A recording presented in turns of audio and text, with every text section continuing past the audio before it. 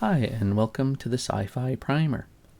This story comes right off the heels of The Down Below Station, the previous book in this Alliance Union series. According to the author's notes, however, originally this was to be written prior to Down Below Station.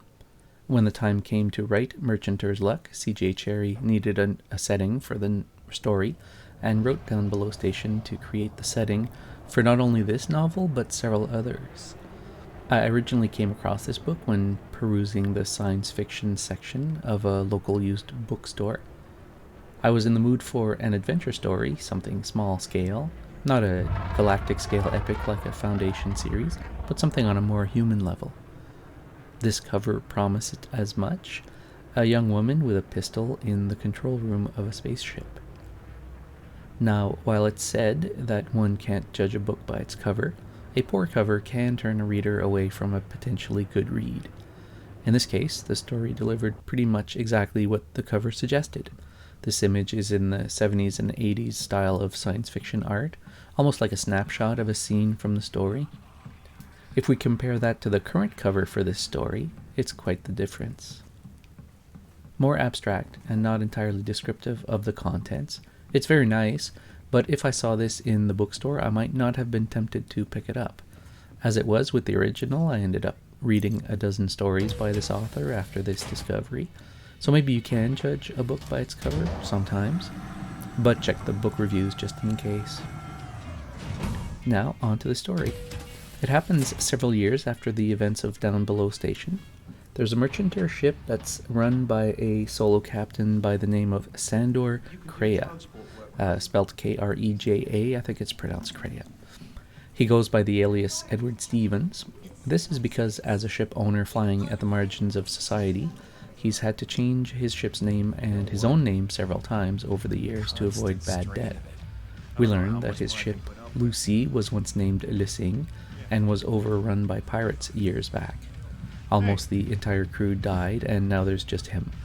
The pirates were the former Earth warships of the previous novel, who after their rout at Tau Ceti have resorted to piracy.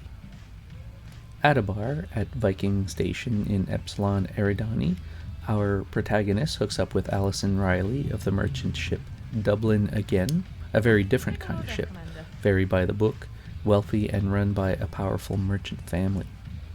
Sandor learns from Alison that there are rumors of new trade routes opening between Pell Station at Tau Ceti and the old mothballed Earth stations. He does a series of risky jumps from Epsilon Eridani to Tau Ceti and arrived there in record time, just 2 days after the Dublin Again ship. His little one-man outfit, keeping up with a gigantic merchant megaship over 3 jumps, makes him a bit of a local celebrity. The last thing he needs, given his counterfeit credentials.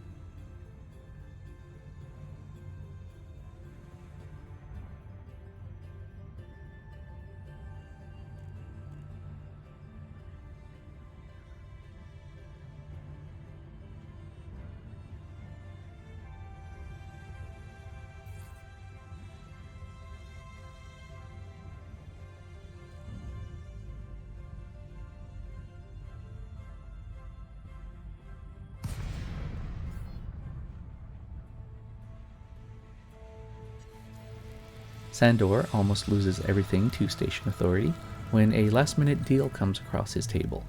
Alison Riley of Dublin Again knows she'll never ascend to bridge crew on her family's megaship. With a loan from her organization, she gets cargo and makes a deal with Sandor to come aboard his small operation as second-in-command, along with 3 of her cousins as crew. He can't really refuse, since it's the only way that he can save his vessel from being impounded. Sandor gets an advance on a cargo shipment to bring to a formerly abandoned Earth Company station that is being recommissioned.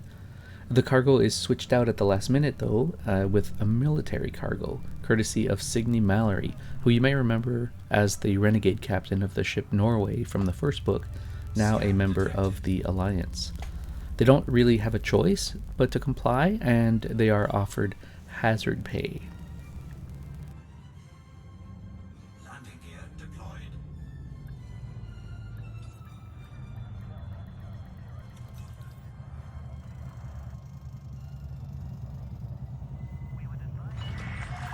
Landing successful. Clear to disembark.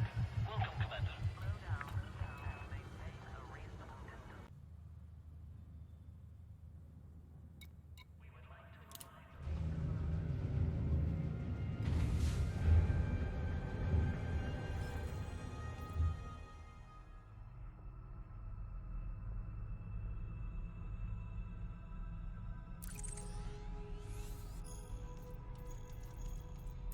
Landing gear retracted. Ship restraints withdrawn. Restrict speed until clear of the station perimeter.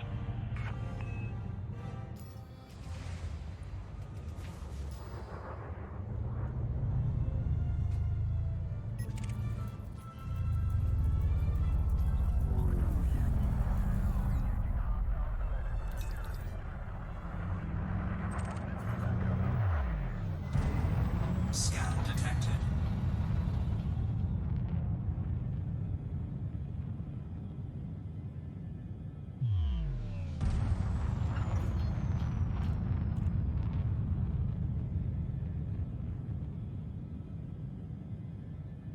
Frameshift drive charging. You are clear of the station. Have a safe trip, Commander.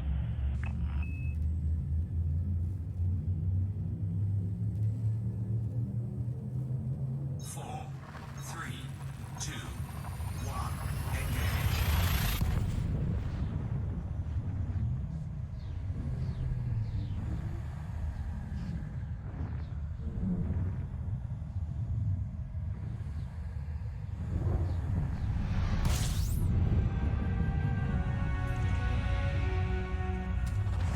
Fuel scooping. Fuel scooping complete. After a few tense but mainly uneventful jumps to Kruger 60, they arrive at Venture Station. All is not as it seems, though. Their ship is boarded by Maziani pirates, who have control of the station. Captain Stevens, now revealed to be Sandor, selects a Riley crew member to pretend to be a recent hire, and gets the other three to hide in the ductwork. This proves to be fortuitous because after Sandor and his crewmate are taken off ship, the remaining hidden Riley crew members easily overpower the lone pirate left behind to pilot the ship into dock.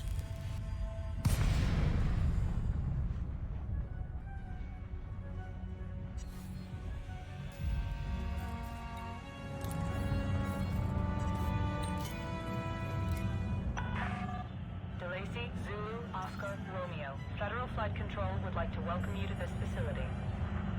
Access granted. Proceed to landing pad 2-3. Assisted docking initiated. Scan detected.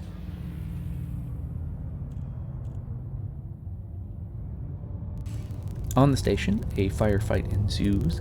Our captain and his crewmate get shot, fortunately not fatally. At the same time, the cavalry comes in the last minute in the form of the carrier Norway, as well as the Riley flagship Dublin again, and some other well-armed Alliance vessels. The Maziani pirates beat a hasty retreat, probably living to fight another day. Our main character Sandor gets to clear his name and have the counterfeit paperwork replaced with legitimate documents, and there's the happy ending. So that's a summary of the story. It's a good romp, and there's more interpersonal conflict and drama than I was able to cover here, so I suggest this book to all fans of science fiction. I think you'll like it. The pace really picks up about a quarter of the way in, and I hope this episode was to your liking, and until next time, fly dangerously.